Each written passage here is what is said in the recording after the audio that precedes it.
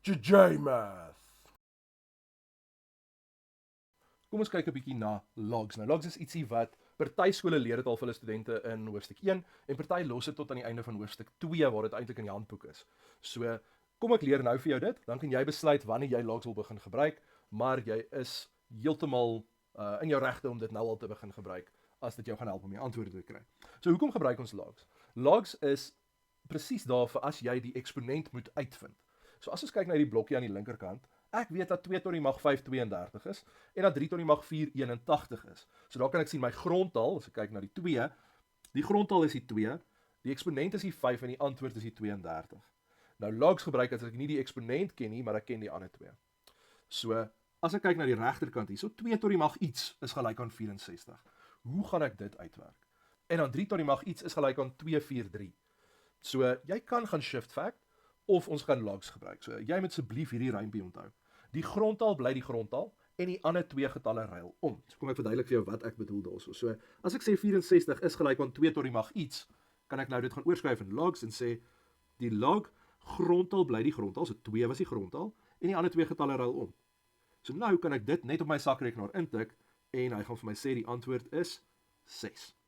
Nou kyk asseblief baie mooi. Jou calculator het 2 log knoppies.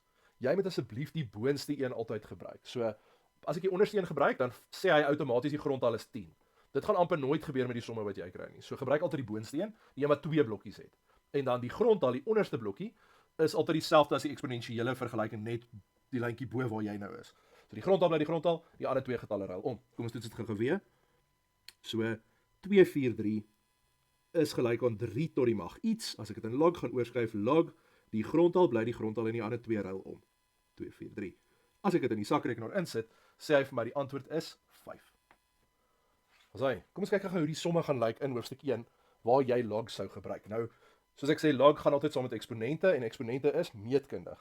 So jy gaan nooit met 'n rekenkundige som hierdie hoef te doen nie. Daarso doen ons 3 terme en ander oulike dinge. Maar logs is net vir meetkundig. So 1024 is gelyk aan 2 tot die mag iets. As ek dit gaan oorskryf, kan ek net sê log, die grondtal bly die grondtal en die ander 2 ruil om. 1024 en hy gaan vir my sê die antwoord is 10. Nou met hierdie een aan die regterkant, nou sit ek met 'n breek. So jy kan dit met shift fact doen, solank jy elke stukkie apart intik. Maar logs is eintlik baie makliker. So ek kan nou hierso gaan sê log 2 oor 3, grondtal bly die grondtal, die ander 2 ruil om. So hierso kan ek dan net sê 32 op 243. As ek dit net so in die sakrekenaar intik, sê hy vir my die antwoord is 5. Wat dink jy? Is logs makliker of is shift fact makliker? Kom ons kyk gou na 2 moeiliker somme waar jy ook logs sou moes gebruik. Nog see, hoeveel terme is daar in die ry? Nou, weer eens, ek moet nou, as dit nou my toets is en ek weet nie is dit rekenkundig of meetkundig nie, moet ek gaan kyk, is daar dalk 'n konstante verskil of 'n konstante verhouding? Nou ek kan sien van 640 tot by minus 320, moes ek omtrent 900 geminus het. Van 320 tot 160 het ek definitief nie 900 geminus nie. Maar as ek sê ek het dit gehalveer, so gemaal met 'n half, dan is dit waar. Ek kan die teken ook verander. En dan het ek weer gemaal met 'n half en die teken het weer verander. So R is definitief minus 'n half en dis dan meetkundig. So hoeveel terme is daar in die ry? Ek ken die waarde van die laaste term. Ek moet nou net uitvind wat is sy posisie. So ek gaan die Tn formule gebruik. So Tn is gelyk aan my eerste term maal R en dan tot die mag n min 1. So nou kan ek die waarde van die laaste term gaan insit. Minus 5 op 256 is gelyk aan 640 en dan maal minus half tot die mag en min 1. So stap 1, deel al twee kante met 640. Dit gee vir my 'n antwoord van minus 1 op 32768. Is gelyk aan minus 'n half tot die mag en min 1. So nou gaan ek dit in log vorm oorskryf. Nou hier is iets baie belangrik wat ek nog nie genoem het nie. In logs mag ek nie, enige van daai blokkies mag nie 'n minus in hê nie. Nou as dit 'n minus in het, of as die som op die papier 'n minus het, ignoreer net die minus vir nou, tik dit in dat jy die log se antwoord kry, en dan kan ons aan die einde sê, okay, maar dit was 'n ewe eksponent, en dis hoekom die minus weg is. So as ek die shift fact gaan gebruik het, sou ek gesê het, maar hierdie is dan ook 'n half tot die mag ietsie, en ek wil net daai ietsie gaan uitwerk.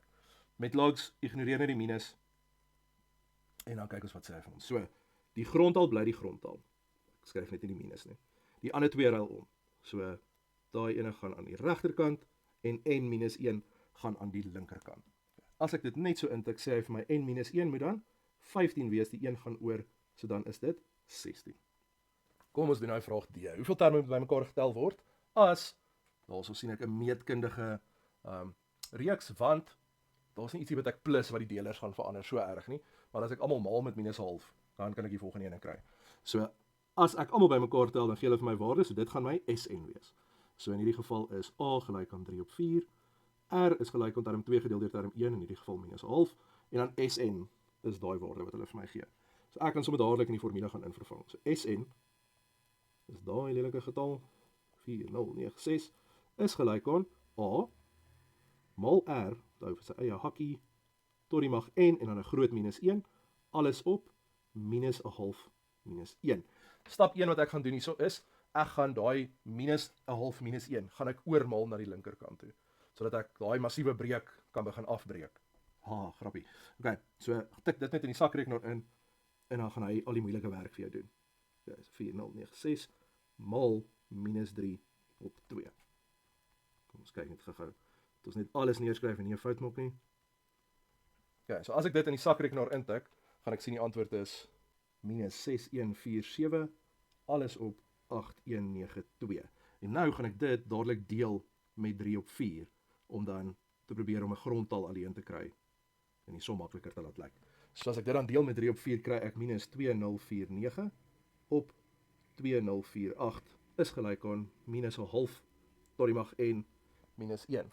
Ek vat die 1 oor, dit word 'n plus aan die ander kant, dit gee vir my minus 1 op 2048 is gelyk aan minus 1/2 tot die mag n.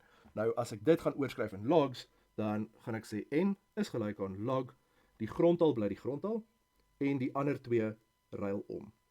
Onthou nou wat ek net nou gesê het oor die minus, jy mag nie die minus by log insit nie. So as ek hierdie gaan intik, kry ek die antwoord is 11. Daar sê julle, so dit is waar logs inpas in hierdie hoofstuk. Dis hoe ek dit gebruik. Wat dink julle, is logs makliker of is die shift fact metode makliker? Jy kan regtig kies met meeste van hierdie somme. Daar's net party somme as hulle praat van wat is groter as en kleiner as, waar net log gaan werk. Die res kan jy regtig kies. Ek hoop dit het gehelp.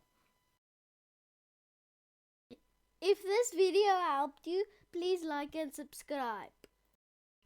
JJ Math.